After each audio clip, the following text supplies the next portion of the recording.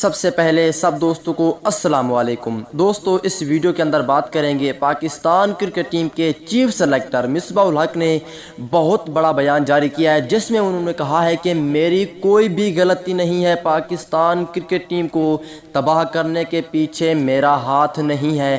اس حوالے سے Pakistan cricket team کے سابق کپتان جو کہ سب کے دلوں پہ راج کرنے والے شاہد آفریدی نے اس کو منہ توڑ جواب دیا ہے کہ آپ کی غلطی نہیں ہے۔ اس حوالے سے مکمل رپورٹ اس ویڈیو کے اندر بتانے والے ہیں، کیونکہ یہ ویڈیو ہونے والی ہے بہت ہی انٹرسٹنگ۔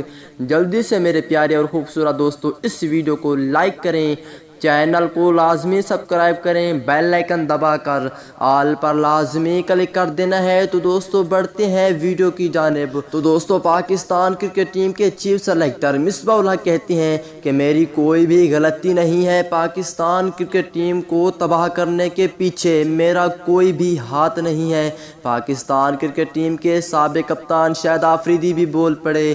شاہد آفریدی نے کہا ہے کہ جب پاکستان ٹیم پہلا T20 میچ بھی ہاری، اس کے بعد جب دوسرا میچ شروع ہوا تو آپ نے تبدیلیاں کیوں نہیں کی؟ محمد رضوان کو پھر سے اوپنر بھیج دیا اور عبداللہ شفیق کو بھی۔ عبداللہ شفیق تو ابھی نیو پلیئر ہے، اسے نہیں شامل کرنا چاہیے تھا۔